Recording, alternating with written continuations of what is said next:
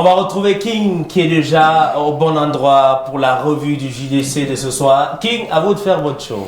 Alors, bonsoir à tous, c'est devenu carrément une référence, c'est devenu également un exercice qu'on s'y plaît. Merci à tous nos confrères qui décident de nous envoyer des articles à point nommé. C'est la raison pour laquelle je vais inviter ici tout le monde à regarder ce menu qui sera essentiellement constitué de traits hebdomadaires, de repères, Cameroun Tribune, Jowanda Magazine, Focus Media, Africa News et Even Amscom.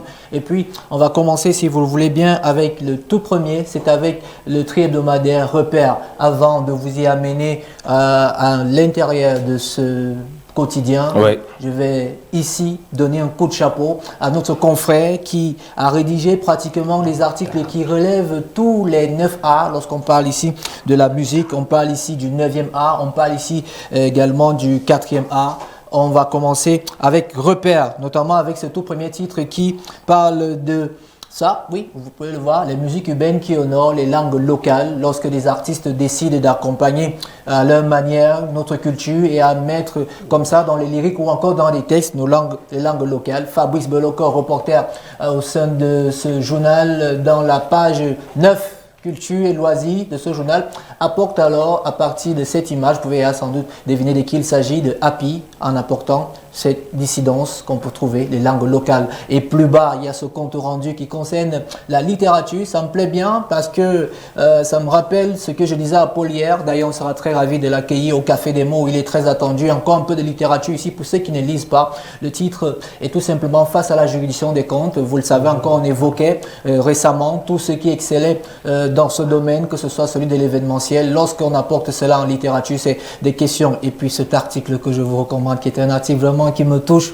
parce que ça parle du 9e art. C'est un art qui est assez oublié, c'est la bande dessinée. C'est une série télévisée qui est adaptée. Le titre de la série, retenez-le, c'est Adamou et Goni, c'est à lire dans les colonnes du journal Repères. Vous pouvez également retrouver ce sorte de feedback ou de melting pot en ce qui concerne les conférences que tient le ministre de la tutelle du ministère des Arts et de la Culture à la personne de Pierre Ismaël Bidounkpa. 17 ans après, le MINAC met fin à la tolérance administrative. Vous avez sans doute vu depuis hier des communiqués qui défilent, donnant ainsi des repères. Justement, on va quitter Repères pour aller retrouver la presse publique avec Cameroun Tribune qui, oh, ça va faire plaisir à Paul, c'est 100% littérature.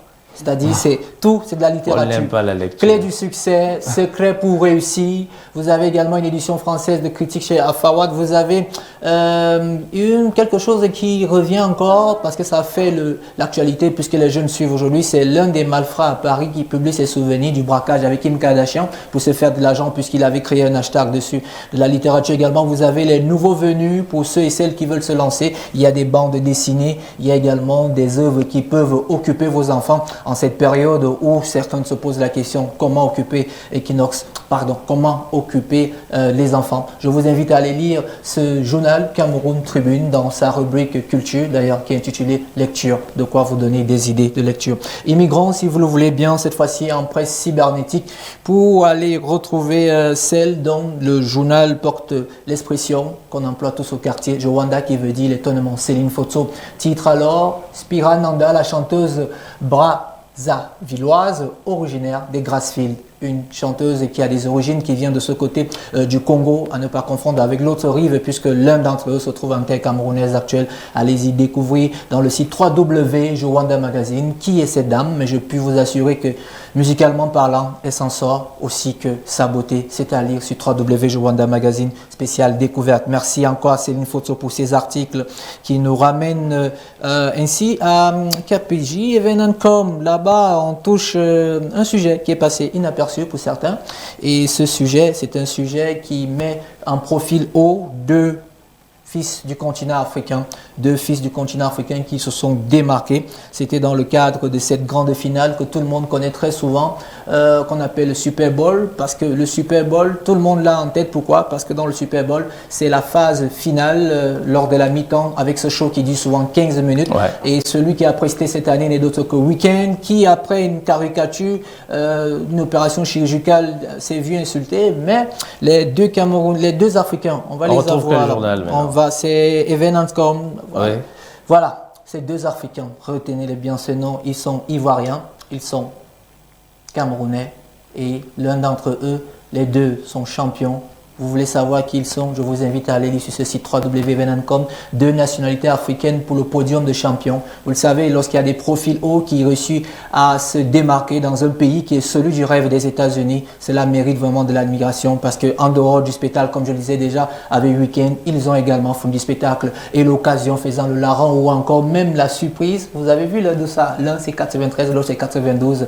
Maman Africa produit toujours, donc respect à eux. Les noms, vous les retrouverez dans l'article 3 www.evenan.com. On va aller toujours dans un autre site, cette fois-ci c'est avec Focus Media, notre confrère aîné Thierry Djengue. Titre, comme vous pouvez le voir, la rentrée des classes haute tension. Ça n'a rien à voir avec la tension qui court tout au court, c'est la rentrée culturelle. Pourquoi il a titré ainsi? Les raisons, c'est Ali, et il parle ici du prix Perica, qui est l'innovation du réseau des journalistes culturels du Cameroun. Et on rappelle également que ce prix Perica va connaître des mentors qui sont notamment notre consoeur Monique Ankodo du quotidien bilingue Cameroun Tribune et Christian Chami du quotidien privé Le Messager à qui on fait un clin d'œil, qui nous envoie toujours des articles, sans oublier Cheta Bilé que tout le monde connaît dans la voix. Des éléments de réponse sur ce prix Péricard qui est déjà ouvert en ce qui concerne les inscriptions. Vous pouvez les lire sur le site www.focus Media.